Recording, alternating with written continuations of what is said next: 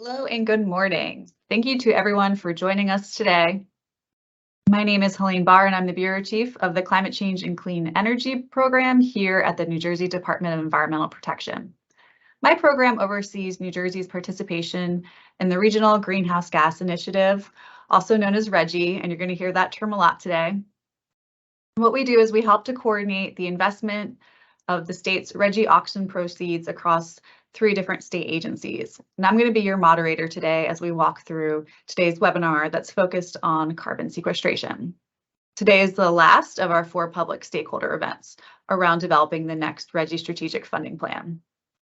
The new funding plan will cover RGGI auction proceeds collected from 2023 through 2025 and guide their investment in climate, clean energy, and equity programs throughout the state. The webinar today is seeking feedback from you on funding priorities related to carbon sequestration from the state's natural working lands, including forests, urban forests, and tidal wetlands. The feedback received today will be used to finalize the funding plan. We've also released the RGGI scoping document, which provides a more in-depth background on RGGI, the legislations, and the draft initiatives you'll hear about today. You can access that at nj.gov/RGGI/engage. Before we dive into the agenda, just a little bit of housekeeping. All online participants are currently muted. At the end of the presentations, we're going to have an opportunity for folks to unmute themselves and provide comments or ask questions. We will ask participants at that time to raise their hands and we'll take you off mute one by one.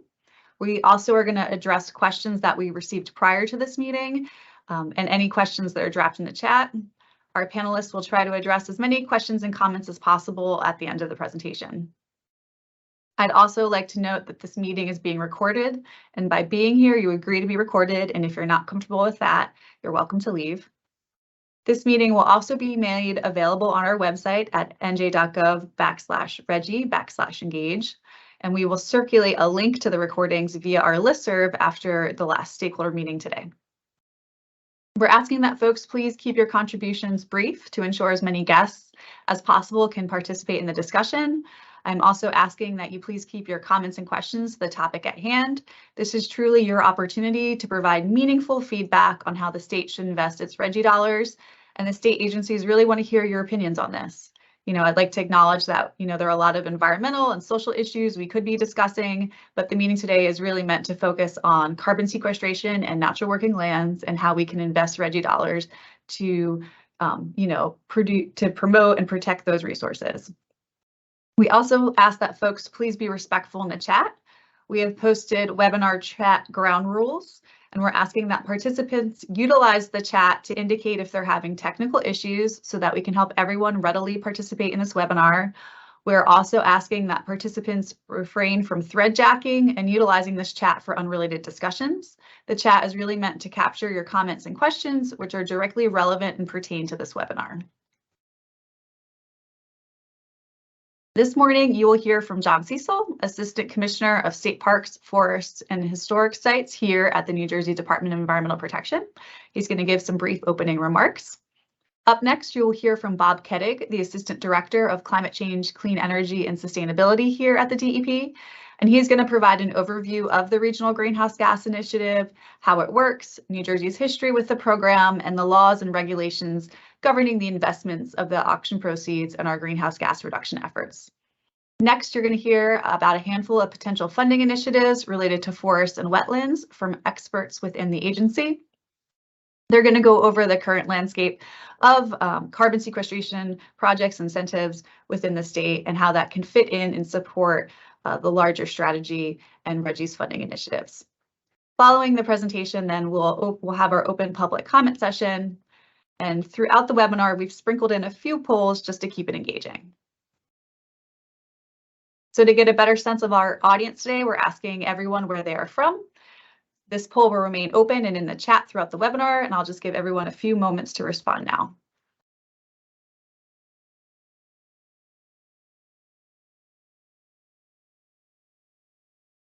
Okay, so it looks like it's a mix of folks from state government, residents, local government, federal government, and industry, which is great. And again, we'll keep that open, and folks can respond to that. And I see maybe some folks are also dropping in their affiliation in the chat, which is great. Okay. So in the event that you can't stay for the full session or have more detailed comments that you would like to share, we've also developed a survey to collect your feedback. You can access this survey through our QR code on the screen or by visiting nj.gov/regi/engage. This survey will remain open until April 21st, and it really provides an opportunity for more detailed open-ended commenting at the initiative level. So now I'm going to hand it off to John Cecil. Thank you. It's great. Thank you, Helene. And good morning to all of you. So I'm going to try to be brief, but welcome and really looking forward to everybody's feedback today for what is really a great topic, right? How do we leverage our nature-based solutions, our natural climate solutions? How do we get nature to help itself and help us? So to set the stage for that, just want to kind of lay out some basic facts and figures to provide a little context and background. So here we are in the state of New Jersey. I'm coming at you live from downtown Trenton, where we actually have 40% of our state's 5.5 million acres in forest, 1.9 million acres of forest land in the state. When we drill down into the ownership of that forest land, the state of New Jersey, the Department of Environmental Protection, the State Parks, Forests, and Historic Sites Program, and the Fish and Wildlife Program primarily are responsible for about 500,000 of those acres. Now, more broadly, the New Jersey Forest Service provides broad support to forest health issues across those 1.9 million acres, supports private forest landowners, and importantly, responds to wildfires in those core forest lands across the state, as we've been dealing with here recently. But also, we have, importantly, 200,000 acres of tidal wetlands and eelgrass beds in New Jersey, much of which is managed by the state. And of course, when I see that number, 200,000 acres, I think, boy, that's not quite as much as I'd expect. I think we should have more, and I think we can help make more. So again, out of all of the sources and sinks in the states, forests, salt marshes, and submerged aquatic vegetation, or SAV, as we'll shorten that to an acronym, serve as those major natural carbon sinks that we have and can leverage on our behalf to address climate change. Maintaining and managing them in healthy and ecological function is really of the utmost importance, and that's what we want to continue to try to advance and do in the smartest way that we can.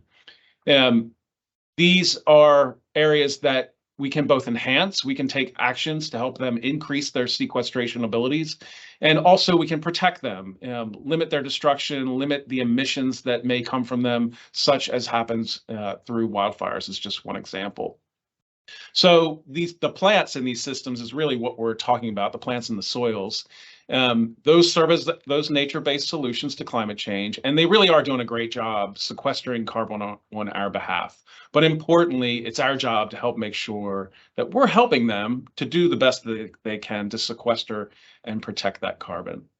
So here today to talk about the Regional Greenhouse Gas Initiative, obviously, and 10% of the funding in RGGI is dedicated to carbon sequestration. We've obviously had other sessions on other topics dealing with buildings and transportation and those kinds of things. But here it's all about nature-based solutions. How do we leverage nature to sequester more carbon? And we have been doing that. We recently announced a slate of grants under the Natural Climate Solutions Program that went into planting trees in the urban environment, addressing forest issues in the more typical forest environment that we're all familiar with, and importantly, blue carbon.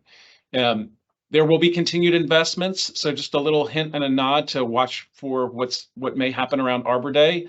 Give you all a little late Easter egg there, but importantly, what we're doing is leveraging that 10% of funding towards the marsh restoration, the marsh creation, the urban tree planting, afforestation, and importantly, forest conservation, which does include invasive species management. So broadly, there are two, so excuse the background noise here as we are existing in the urban environment.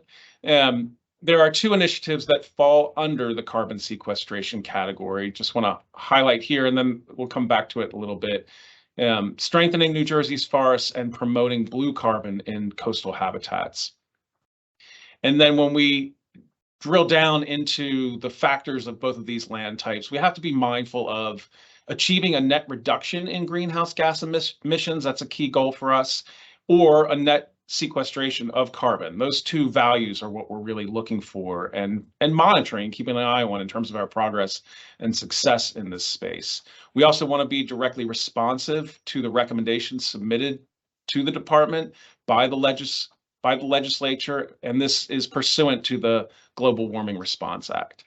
And then we also want to be mindful of other factors that are interrelated to our efforts to create and protect carbon. And those we typically characterize as co-benefits.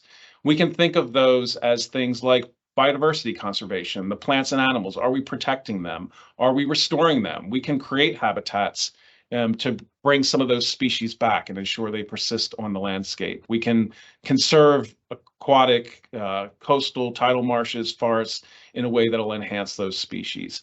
Also thinking about the ecosystem services that we get from nature, not just the carbon benefits, but the clean water, the air, the stormwater mitigation, the temperature mitigation, right? If we plant trees in the urban environment, we can ultimately cool the urban environment and address some of the stormwater issues. And then more broadly, some of the societal benefits, just the aesthetic value that marshes, tidal areas, forests, and even individual trees provide to all of us, the ecotourism. Many people travel to New Jersey for ecotourism reasons. And there are many, many more, certainly probably many more in the coastal environment that I haven't even touched on, thinking about our fisheries and those other aquatic resources. So we do have lots of great information to help us think and make smart decisions about protecting and enhancing carbon resources. We have a rich and wealth of data regarding forests, over 30 years of forest data for New Jersey that we've compiled. And increasingly, we're getting better and more complete information on carbon data in New Jersey's tidal wetlands. Information that helps us think about the restoration of salt marshes, the restoration of tidal flows, and the creation and management of living shorelines. So then lastly, I just want to touch on, we do have a natural and working land strategy, which we've also been holding public meetings about. That is a key approach for us to think about how do we deliberately take actions to increase carbon sequestration and protect that stored carbon. So thinking about that kind of as a parallel track to what we're talking about here in the specific context of the Regional Greenhouse Gas Initiative. So with that, I'll just thank you all again for joining us. Looking forward to your feedback, input, and ideas. And back to you, Helene. Thank you, John. Appreciate it. And now I'm going to hand it over to Bob Kettig, Assistant Director of Climate Change, Clean Energy, and Sustainability. I almost just gave him a huge promotion. And he's going to talk a bit about RGGI, our history with RGGI, and some of the legislation governing our investment of funds. Thank you. Thank you, Helene. I'll move right to the next slide after the introduction and promotion. So I'll give you, going to give you some background and overview of exactly what is RGGI. Some review for some people, maybe new to experiencing what the program is and want to understand kind of what is behind the program that generates the revenue that we're talking about investing in these worthwhile projects and programs today. So RGGI, the Regional Greenhouse Gas Initiative, or RGGI, is a market-based designed program to cap and reduce CO2 emissions from fossil fuel power plants at or above 25 megawatts of capacity. So these are utility scale power plants, and it's important to note that each state participates in RGGI under its own individual statutory and or regulatory authority. So right now, including New Jersey, there's 12 states in RGGI, and as I said, it's through the individual states' own authority, statutes and regulations that they participate, and the participation and the regulation is based on a model rule. So while each state adopts their own regulations, there's some general key tenets of the program, particularly related to the a regional cap and the auction mechanism and how compliance is tracking. So next, let's go to the next slide, please. Okay, so how does it work? How do we have the auction? We have revenue, we invest, right? So, but it works in the following way. A regional cap is established for CO2 emissions in tons that is permitted to be emitted from the regulated fossil fuel EGU. So there's all the states, there's a regional cap. The regulated sources, so those are the power plants that are of that size of capacity, 25 megawatts or greater, they are required to purchase in quarterly auctions or through third-party transactions, buy from another market participant, allowances equal to the CO2 emissions over a 3-year control period. At the end of the control period, the source is required to have purchased allowances equal to the emissions. So again, an allowance equals a ton of emissions. They are purchasing the allowances, the allowance to emit equal to their emissions over that 3-year period. The cap declines over time. So right now, the cap is declining 3% a year from 2020 to 2030, and that sends a price signal to the market. Right, there is you're buying this commodity in a carbon allowance, a RGGI allowance, and you know there's going to be less over time. So the market, that sends a signal to the market, and the market adjusts. In this market, lower emitting sources have less of a cost to generate electricity. So if for a unit of electricity, if I emit less CO2, I have to purchase less allowances. So I would have then a competitive advantage in the market. At cost of doing business, I have less of a cost. Of course, if it's a zero carbon emitting source, if it's renewable electric generation or nuclear power, I don't have to purchase any allowances. So then I would not have to internalize the cost of the program. And so that's how the market itself, sending a signal, reduces the emissions. The states invest those proceeds from those allowances. So proportionally to what their original contribution was to the overall regional cap, states receive percentage of based on that of the overall auction revenue. And states, through their own laws and rules, invest the proceeds in CO2 reduction initiatives, or they use allowances to offset the cost of electricity rates to offset the cost of ratepayers. Next slide, please. So there's two key tenets of the RGGI program, which we take very seriously in moving forward, in how particularly how we're discussing and stakeholdering how we're going to invest the proceeds. Again, I described the market mechanism that declining cap and allowance prices sends a signal to the market, and the cost of compliance is less, so therefore that drives down emissions. The way of doing it is that that's incumbent on us at DEP, at BPU, at EDA to develop projects and programs and be good stewards of this auction revenue, and ensure that the proceeds that we get from these auctions are invested consistent with our statutory mandates in the Global Warming Solutions Fund Act, and they reduce the demand for electricity, or they reduce directly through the investments greenhouse gas emissions. So again, two key tenets. The reason we're in this program is to reduce greenhouse gas emissions, specifically CO2 in the electric generating sector. The pricing carbon achieves that, and the individual agencies within the individual states investing the proceeds in achieving the goal of reducing emissions by the use of those proceeds is the key component we're discussing today. Next. So here's a little, just a historical look of the New Jersey and and New Jersey's participation in RGGI. New Jersey was original participating state. They took part in the 2005-06 development of the program, the model rule, and New Jersey was one of the original states participating in the first auctions, going back to, actually it was the fall of 2008 was the first auction. I had the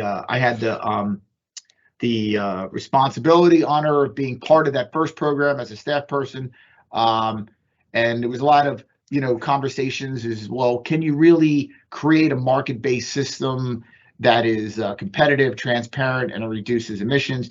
And so New Jersey was really kind of like New Jersey's participation in the program in general was a test. Does this work? So it did. It worked. It was a competitive market. It did what the market, the program was designed to do. and New Jersey participated through the control period. The first control period, the first 3 years, New Jersey was removed from RGGI by Governor Christie, and we were out of the program for a while.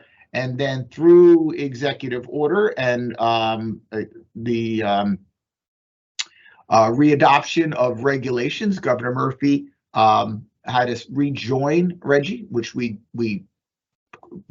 readopted our rules to put us back in, and we started taking part in the program in the first quarter of 2020. And the first control period, which it's hard to believe that we've ended the first control period that we were in. We've entered the second one, and we are now completing the first strategic funding plan period as well.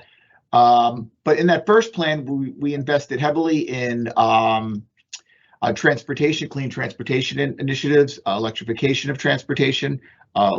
Transportation is the largest emitting sector in New Jersey, so it made sense to focus a large part of our investments in that. So now we've gotten to the point where we have completed that first period, and we are looking now and stakeholdering the second 3-year period for a funding plan. Next slide, please. So here's an overview of the statutory authority that regulates how we are participating in RGGI. The Global Warming Solutions Fund Act was passed in 2008, and we're operating under that original act. It enabled New Jersey to participate in the program, and it also established specific state agency funding lanes that the RGGI proceeds would be invested in, and it set clear boundaries that require each agency to work in certain specific areas. So at a high level overview, the Economic Development Authority, EDA, was charged with the commercial and institutional as well as industrial sector. So they're getting 60% of the RGGI proceeds to invest in, again, projects and programs that are reducing greenhouse gas emissions, but focusing on the commercial, institutional, and industrial sector. The Board of Public Utilities, BPU, is charged with 20% of the auction proceeds, and their main charge is to invest those in programs that will reduce energy consumption, will benefit low and moderate income ratepayers. The DEP, Department of Environmental Protection, has 20% as well of the funds, and there's 2 key programs there. One centers around local government investments, and again, that was where we focused the bulk of our transportation, electrification, clean transportation initiatives, funding clean transportation through local governments. What we're talking about here today specifically is the other half of what DEP is charged with, and that is investing in, as Assistant Commissioner John Cecil explained, projects and programs that really centered around carbon sinks, forests, and also tidal marsh restoration, and it really provides a dual benefit where you clearly there's great opportunity for carbon sequestration, and that certainly checks the box for reducing greenhouse gas emissions for the dollar spent. But also as we're doing that, we are enhancing habitat in New Jersey. We're in providing a aesthetic benefit, and in the vein of the urban tree forestry program, it's also responsive to the what happens in more of our cities where there's a lot of impervious surfaces is these shade trees help mitigate the effects of heat islanding effect. Essentially, as we experience a warming climate, areas that are paved areas, impervious, they tend to heat up, and to the extent that we can fund urban forestry programs, that certainly helps mitigate that issue. Next slide. So there's some 6 objectives defined in the Global Warming Solutions Fund rule, and we refer to them as the 5+1. The first 5 are required in the Global Warming Solutions Fund Act, and as I've described, they are a net reduction in greenhouse gas emissions or a net sequestration of carbon. A key part is that we have to have a significant reduction in GHG emissions and also help mitigate the impacts of ratepayers of any increased cost of electricity, and a significant contribution to achieving the goals defined in the 2050 Global Warming Response Act, and that is relative to the cost of the project or program. So that's a key component that we take very seriously, and being good stewards of the money, the auction proceeds, is that we are investing in these very worthwhile causes. But as we're doing so, we want to ensure that we are achieving the most reduction, the most benefit for the dollar spent. So we're always mindful of that. The Act also requires a reduction in energy use. So you can, if you reduce the demand for electricity, you have kind of a dual benefit there, right? You're reducing the costs associated with using that energy, and you're also avoiding any of the emissions associated with the consumption of that energy. The Act also requires that our investments are responsive to the recommendations submitted to the legislature as part of the Global Warming Response Act. So that is the 80 by 50 report, which our office authored a couple years ago, and it provides that our pathways where we have to go to achieve the 80% reduction mandate of the Act by 2050 from 2006 level. So we want to use that as a roadmap and say, are we investing in projects and programs that are achieving which the goals we have lined out, and also provide co-benefits. So co-benefits are there's many. John described as far as investing in carbon sequestration programs in forestry and marshland. Certainly the aesthetics, increased habitat, just the more green space is a key co-benefit. But also creating jobs is a co-benefit. The investment in enhancing a green economy in New Jersey is a key co-benefit. And also, as we reduce our demand for fossil fuel and the combustion of fossil fuel, we also avoid other pollutant emissions. We remove other criteria pollutants, hazardous air pollutants. So certainly the reduction of the other emissions associated with burning fossil fuels, not just CO2, is a key co-benefit. So that's the 5, and then we always say the 5+1, because consistent with Governor Murphy's executive order, our investments are to be directly responsive to the negative effects of human health and the environment in communities that have been disproportionately impacted, both by environmental degradation over the years and are more susceptible to the impacts of climate change. So we're focusing our investments in overburdened communities throughout New Jersey. So that's our 5 in the statute and 6 consistent with Governor Murphy's executive order. Next slide, please.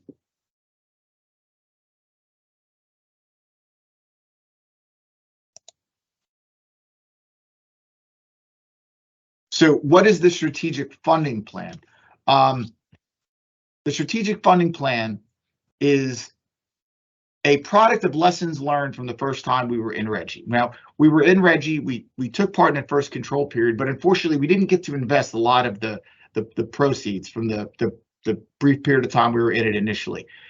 But it became clear, while the Global Warming Solutions Fund Act defines these 3 lanes from the different agencies, EDA, BPU, and DEP, that we understood that working together and having a cooperative effort, we could leverage where the statute gives us lanes: the industrial, the commercial, benefiting ratepayers, local governments, and carbon sequestration.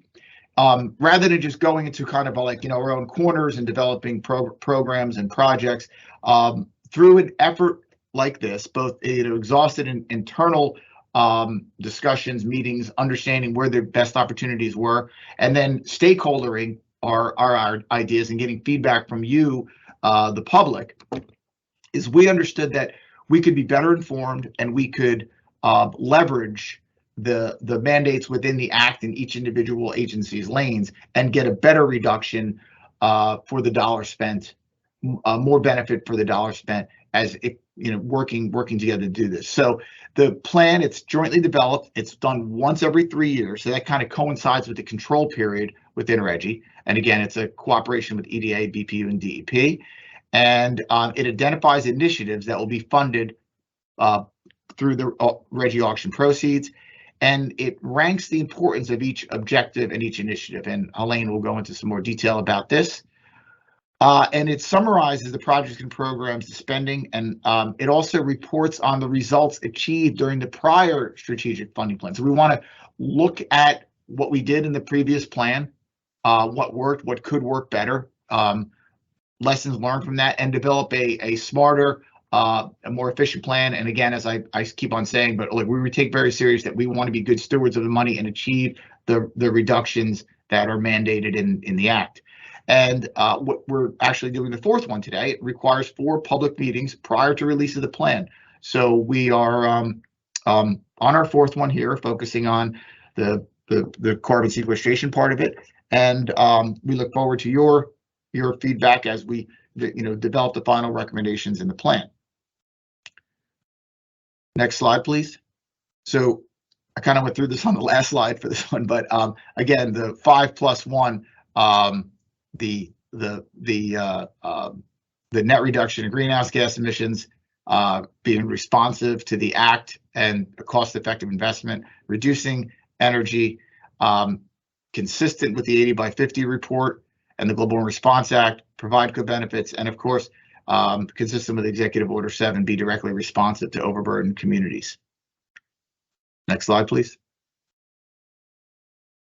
So New Jersey's RGGI Strategic Funding Plan, the first plan covered years 2020 through 2022. There was 4 initiatives that were identified. One was to catalyze clean and equitable transportation. As I mentioned, the transportation sector is the highest emitting greenhouse gas sector economy-wide in New Jersey, so justifiably focused heavily on that. 2, we wanted to promote blue carbon in coastal habitats. Restoring marshlands provides, again, great co-benefits of increased habitat, as well as a very good value in sequestering carbon. Enhanced forests and urban forests specifically. As I was describing before, tree planting in urban communities helps mitigate heat islanding effect. And Initiative 4 to create a New Jersey Green Bank. It's an EDA funding a program to fund reductions in the commercial, institutional, industrial sector. Next slide, please. So here's a kind of a recap what we achieved through RGGI investments from 2020 to 2022. We have 372 million roughly total proceeds. Of that, 260 million have been dedicated. We have 153 projects that have been selected. We have 497, and I'm sure that's growing, electric vehicles have been incentivized. And we have almost 17,000 trees that will be planted. And right now we have slated 56 acres of forest that will be restored, and 155 acres of wetlands that will be restored. That, again, that was based on the first strategic funding plan, and the proceeds from that funding plan that have yet to have been spent or allocated will be dedicated towards the programs and projects that were outlined in the first spending plan. And we have an estimated lifetime emissions from these investments of about 209 estimated lifetime emissions of CO2 equivalent of metric tons avoided of CO2. So for the next funding plan, next slide, please. The potential funding initiatives it is we're looking at initiative 1 is to advance healthy homes and a stronger grid. It's going to focus on buildings and providing reliable electricity to the electrification of those homes. 2, consistent with the first plan and consistent also with the transportation sector being the highest emitting sector, we're going to maintain a investment for clean and equitable transportation. Initiative 4, we're going to strengthen New Jersey's forest and along the lines of sequestration, can maintain what we had success with in the first program and expand on that, promote blue carbon and coastal habitats. And initiative 5, we're not focusing on it today, but this is a new one that wasn't in the first plan. It's a phase down of highly warming refrigerants. Highly warming refrigerants, also known as hydrofluorocarbons. There's some other ones that aren't fluorocarbons, but they're the media that's used in large commercial refrigeration, and those compounds have a very high global warming potential. That is, if compared to CO2. So if CO2 has 1 as a global warming potential, many of these have a global warming potential of hundreds or even over 1,000. So what that means is, per the same mass of the refrigerant compared to CO2, they have like up to like 1,000 times of the warming impact on the atmosphere. So we have some rules that we've recently adopted that require the reporting of leaks, and we want to identify where there's opportunities to fund HFC leaks and take advantage of what we understand could be some low-hanging fruit and achieve significant reductions again for that dollar spent. But today, again, we're going to focus on initiative 3 and 4, and they are to strengthen New Jersey's forests and promote blue carbon, as John had described. So now to next slide. Now to walk you through some of those projects and programs, I'm going to hand it off to Lauren, and I want to just again thank you all for joining us here today. All right. Thanks, Bob, and hi, everyone. I'm Lauren Seclair, and I'm a forester with the New Jersey Forest Service. And today I'm going to be talking about Initiative 3 for the upcoming RGGI Strategic Plan, which is strengthening New Jersey's forests. But before I get into that, I'm going to start with why carbon is important in the context of our state's emissions goals and our forests and coastal habitats. So New Jersey's Global Warming Response Act, or the 80x50 report that Bob talked about a little bit earlier, set a goal for reducing emissions of carbon dioxide equivalent, which is carbon dioxide plus other greenhouse gases, to 80% below their 2006 levels by the year 2050.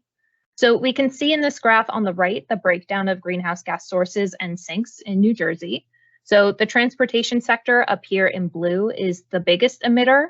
And we can see down at the bottom in that dark green that terrestrial sinks, which include forests and blue carbon, sequester approximately 9% of the state's total greenhouse gas emissions. So this means that the state's natural features sequestered more carbon than was generated by the industrial sector in that same year.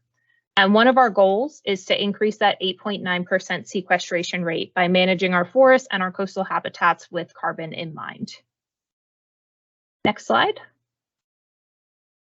So for a little bit of background on carbon sequestration efforts in New Jersey to date, DEP has published several reports that include future planning and recommendations that link forests and coastal ecosystems with carbon.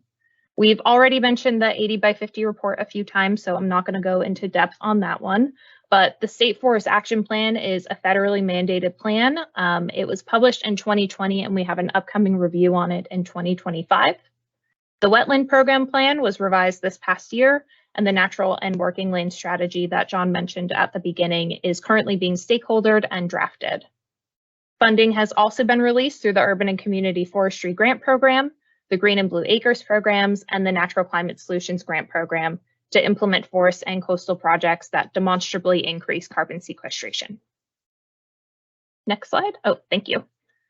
For green carbon, we're going to be focusing on Initiative 3 of the Strategic Funding Draft Plan, which is to strengthen New Jersey's forests. This initiative acknowledges the critical role that both traditional and urban and community forests play in the carbon cycle, and that in order to meet the state's 80 by 50 emissions reductions goals, that forest resources must be promoted, protected, and maintained. Forests actively store carbon as well as continuously remove it from the atmosphere. And in addition to storing and sequestering carbon, urban and community forests also contribute to demand-side energy reductions by providing shade and insulation and by reducing the need for air conditioning and heaters. So DEP-funded initiatives that we're looking for comment on today could be dedicated to projects and programs that fund on-the-ground implementation of projects that create, restore, and enhance New Jersey's carbon sinks, such as forests and urban trees, via the Natural Climate Solutions Grant Program. So this grant program was used in the last cycle of RGGI, and it was really successful. We had grants awarded to a variety of urban forestry projects and then 2 traditional forestry projects. Another initiative is to support urban and community forestry in overburdened communities to help mitigate heat island effects and increase green spaces while keeping the green burden in mind. We want to promote the stewardship, conservation, and management of privately held forests through restoration and afforestation projects. And finally, improve the reforestation and management of forests on public property to ensure that our public forests are healthy. So out of the 6 objectives that were defined in the Global Warming Solutions Fund rule that Bob was talking about earlier, Initiative 3 prioritizes 3 different objectives as critical. And those are a net reduction in greenhouse gas emissions or a net sequestration of carbon. So we want to ensure that our state's forests remain as carbon sinks. Second is being directly responsive to the recommendations submitted by the department to the legislature pursuant to the Global Warming Response Act.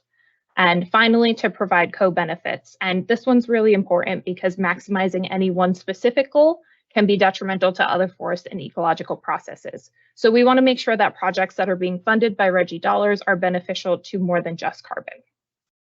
And now I think that we're moving on to a quick poll before I hand this off to Blue Carbon. Yeah, so a quick poll just to judge interest and support for the forestry initiative. So we're going to launch that now. And thank you, Lauren, and thank you to Bob. So on a scale of low to high, how would you prioritize strengthening New Jersey's forests, with low being a low, or 1 being a low priority and 5 being a high priority? And again, this poll will stay open in our chat throughout the duration of this webinar. So from the responses I'm seeing, it seems like it's very favorably viewed, over almost 4.8. So great.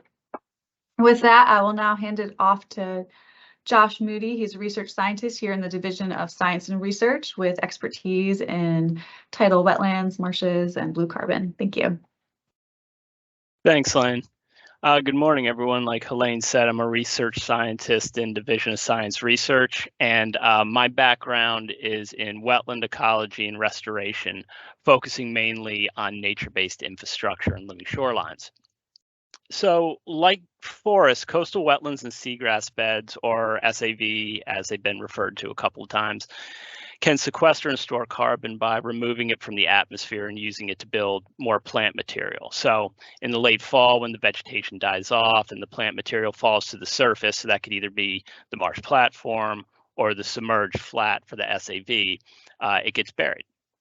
And since there's not much oxygen there, there's little decomposition, and this material can build up over time.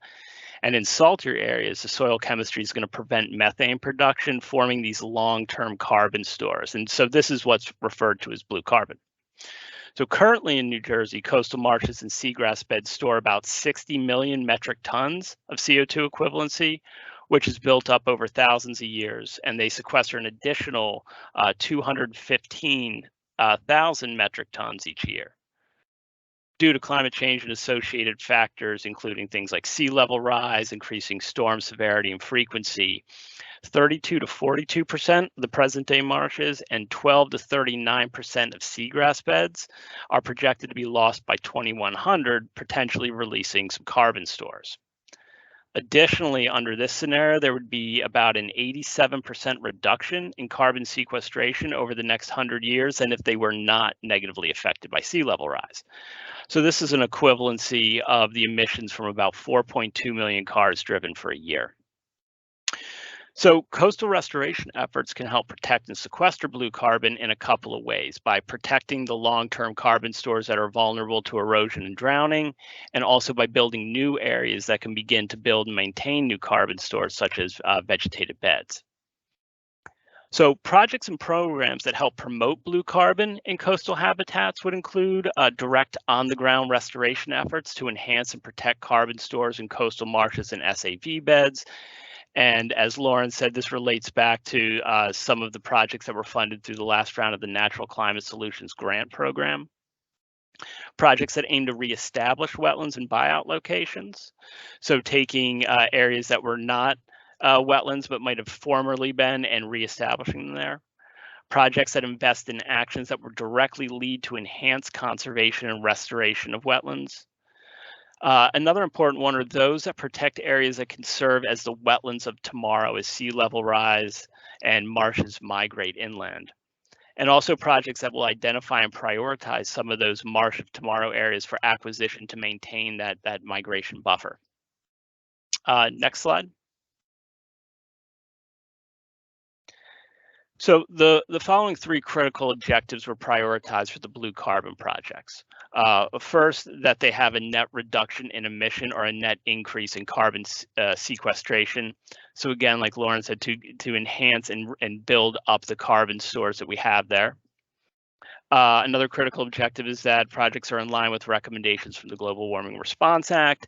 And then finally, that they also provide these co-benefits, and these can be things that were spoken of earlier, like increases in habitat, increasing ecotourism, community protection, items of that nature. And with salt marshes and SAV beds, there are a lot of concurrent co-benefits that can occur. Okay, and I think with that, I'll turn it back to Helene. Thank you, Josh. All right, so again, one more poll, again, to gauge your interest in supporting Blue Carbon Initiative here in the state. 1 being your low priority, 5 being a high priority. So once you click on that and hit submit, and this poll, similar to the others, will remain open in our chat. And it looks like everybody's very supportive of this, so that is great to see. Okay.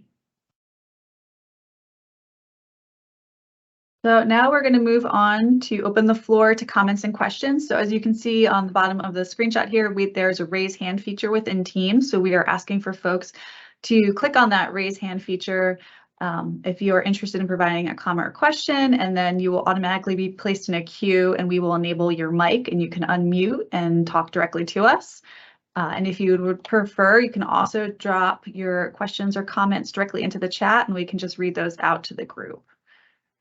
So at this time, if you're interested in providing a comment or any more feedback, I ask that you raise your hand. Maybe while people are warming up, we did receive a bunch online via this registration, so we can walk through some of those questions. So off the bat, we got some initial questions around other things that RGGI could potentially fund. So we were asked a question by James Pfeiffer and another one by Debbie Manns around, are we planning to tackle CO2 and methane emissions from landfills, and will there be opportunities to support food waste composting in this plan? And I can answer that one. Those types of concepts are right now are not being discussed in this plan and are not included. So if that's something that are really interested in, definitely continue to comment and send us any additional information you have that between now and the 21st, and we will summarize that and send that up through the chain for consideration. But as of right now, we don't have an initiative around that. Some other questions that we've gotten, let me scroll through my list here. So we got one from Sandra Chen. Senator Smith's forest task force has recommended a statewide inventory and plan for forests on public land. Could the RGGI money be used to achieve this goal? And I don't know, Lauren, if you want to answer this one. Yeah, I can handle this one. Hi, Sandra. Thanks for the question. So Helene, you can correct me if I'm wrong on this, but the RGGI funding has very specific regulations surrounding how it can be utilized and applied. So projects that are funded with RGGI dollars need to show a net sequestration benefit greater than a business as usual scenario by that 2050 Global Warming Response Act target. And since inventory itself does not sequester any carbon, RGGI dollars unfortunately can't be used to fund inventory. Yeah, we're definitely looking for actionable projects that reduce emissions in real time and that, can grow over time in their near term to help us achieve our greenhouse gas reduction goals. So that has been the priority for funding to date. Whereas planning, we're looking to utilize and build upon other resources to get the obviously planning work that's necessary to be done, but to really support the implementation with the RGGI dollars. So we had one question from Mary Patton, are urban forests included in the first topic, New Jersey strengthening forests? I don't know, Lauren, if you want to answer that one. Yes, the simple answer is yes, urban and community forests are definitely included in Initiative 3 as well as the traditional forests. Great. We had a question from Wilma Frey. What is your criteria for ensuring the maximum permanent carbon sequestration by New Jersey's forests? Yeah, I can grab that one again. First, I want to address maybe the wording of this with permanent carbon sequestration by New Jersey's forests. I just want to say forests naturally go through a carbon cycle that includes boom and bust cycles. So they're constantly switching between sequestering carbon and releasing carbon as trees size naturally or as disturbances occur that kill off forested stands. So there isn't really any like permanent forest carbon sequestration. But I think kind of answering the gist of what your question is, I can say that the Natural Climate Solutions grants that we did in the last RGGI round that we're hoping to bring back this RGGI cycle really highly prioritize carbon sequestration and storage, and how the scoring and ranking of those proposals is set up doesn't really lend itself to projects that remove a lot of trees or remove mature trees, because remember, we're looking at carbon sequestered and stored from now to 2050, and forests work on a much longer timeline than that. So the scoring and ranking of these projects doesn't lend itself well to projects that would be removing trees.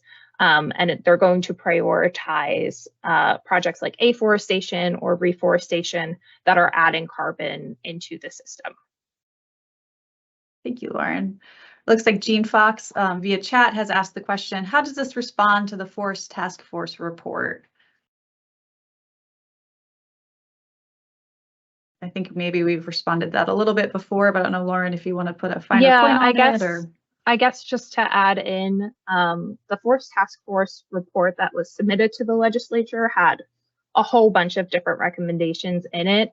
Again, RGGI funding can only be used for very specific things, so it wouldn't be able to cover some of the things that were proposed, but it might be able to cover other things.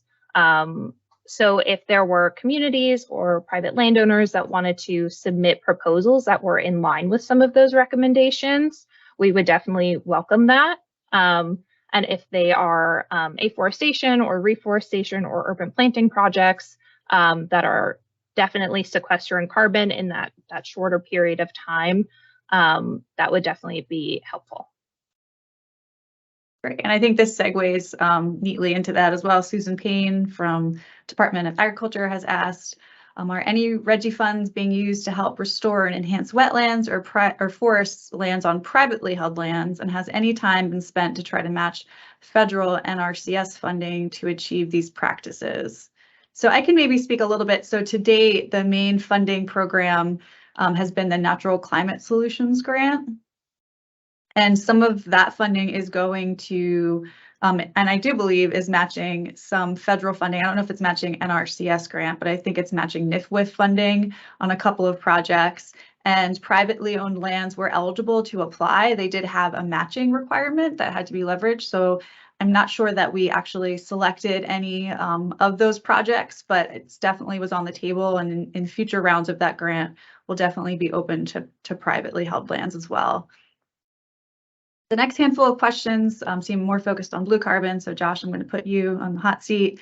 We have one from Richard Ryman. Can oyster reef establishment in New Jersey be part of the blue carbon initiative? And then we had another guest say SAVs, shellfish, and combined sewers/stormwater overflows are all integral to wetland restoration. So I don't know if you want to maybe speak a little bit about oyster reef establishment and if that's being done as part of the NCS grant. Yeah. Our view on that. So, to take Rick's question here first, I mean, again, like Lauren stated, the real criteria for the natural climate solutions grants is to see, that storehouse of carbon go up and to reduce emissions. And certainly shellfish can play a role in that. And they can play a role in a couple of ways. I mean, they can take in carbon themselves and they can build reefs, and that's the store, but they can also help protect wetlands too through their physical formations and from some of the nutrient cycling processes. So, I think the potential is there for them to play a role. And I think during the, if there is another round of the natural climate solution grant process, that would be a place to really make the case that if there's any shellfish reef establishments, one, it's in an area where it's going to be okay to do that, but also to make the case in terms of the carbon budget there, that they're contributing materially towards the goals of that natural climate solutions grant process, which is that protecting and increasing the storehouses of carbon and reducing carbon emissions. But the second question, SAV, shellfish, and combined sewer and stormwater overflows are all integral to wetland restoration. They are. I mean, all of those things can play a role in wetland protection and restoration. And if it's more of a statement than really a question, but if the point of the statement is to ask if those things, are being considered in terms of increasing the stores of carbon in wetlands. Again, I think there's places that you can make a case for that, but the case would have to mathematically add up to, increasing those carbon stores. Thanks, Josh. Rachel from Department of Ag asked, could matching funds mentioned for restoration projects on private lands be contributed via in-kind contribution? I have to look back at the NCS grant rules. I don't know, Doug or Matt, do you know off the top of your head if we, if that was part of it? Off the top of my head, I don't remember, but I know we did have some guidelines in the FAQ on the webpage, and we can drop that into the chat around what we were considering as leverage and matching funds and whatnot. We had some other questions that were submitted previously. Susan Dord from Raritan Valley Community College asked about, other forms of carbon sequestration being allowed under this, like, geological or enhanced weathering, things like that. And the law governing this funding is really very much focused on, it specifically calls out forest and tidal wetlands. So that is a limitation to how the funding can be submitted or can be utilized. All right, let's see.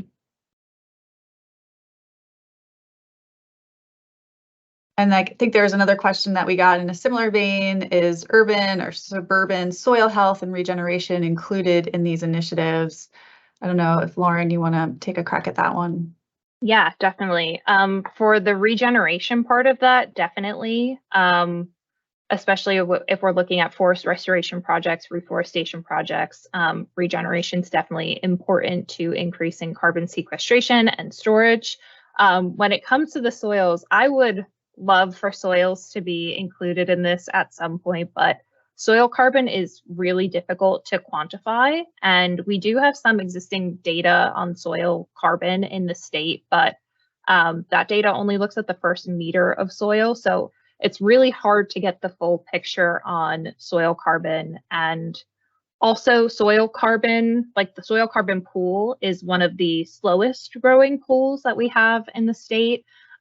So I don't think that we'd see very significant results by the 2050 cutoff here, and that would potentially limit the amount of points that you could rank up on a proposal. So eventually it'd be really cool to include it, but I don't think that we're equipped to include it at this point. Thanks, Lauren. I'll get another question from the chat from Richard Ryan. Are there any possible situations where the funds already allocated may not be spent on time, leaving a possibility for a new project to be inserted? In DoD terms, we call these sweep funds. So yeah, I mean, I think that there's a potential, right now we're still finalizing getting into grant agreements with, I want to say 14 projects we've already entered into under the first round of the Natural Climate Solutions program. I think that if any of those projects end up falling off, or, then we'll probably, have an opportunity to grant out any unspent funds at that point. So I think the intention of the department is to always sort of keep those funds active and out there, and, to make sure that they're actually going towards implementations and real on the ground projects. We had another question that was submitted beforehand from Danielle from Fish and Wildlife.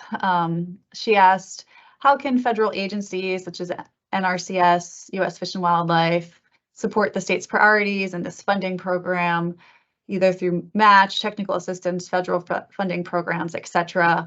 I can speak a little bit about this. Yes, I mean, I think that is ideally what we're looking to happen, especially with the Natural Climate Solutions Grant Program. We really want to see some collective impact. We know there's a lot of funding out there right now, and it's going towards different types of projects and being spent different ways. And so we really see the RGGI funding as a pot of money for implementation, and to the extent that federal funding can be used as match for technical assistance, for planning, for design, all of that, is really sort of the type of pipeline that we want to build out so that RGGI can really be spent on construction, and that we actually get these projects in the ground. I think we're, all of us in this field know that a lot of times plans happen and then they never actually come to fruition.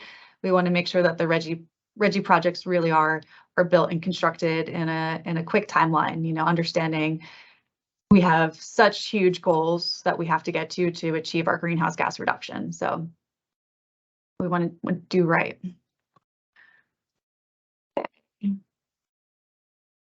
If there's anybody else have any other questions, I think we've gone through most of the ones we received already before the webinar. If anyone wants to raise hand and make any comments or drop anything else in the chat.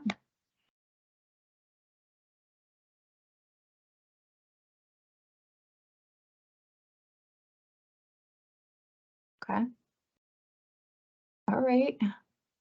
So with that, if something comes to you later on, like I said before, we have this really great survey that we've put together. You can scan this QR code to access it, and we'll be accepting comments through the end of the week. And, we'd love to hear from you. And you can also, I believe we just have a simple comment form on our RGGI Engage webpage as well. So if you just want to drop something in that form. And next slide. Next up, so this, again, like I said at the top of the webinar, was our last of 4 public webinars. So we'll be looking to sort of put our pens to paper now by the end of this week, early next week, and really start to finalize the strategic funding plan and hopefully have that released sometime this spring. And then once that funding plan is released, we will then, as the different agencies, will be able to start develop in our funding programs, and you'll start to see the money hit the streets. So with that, I would like to thank everybody today, all of our speakers, all of the agencies that were on the call today, and all of the public for your great comments and participation in this effort. Have a great one, everybody.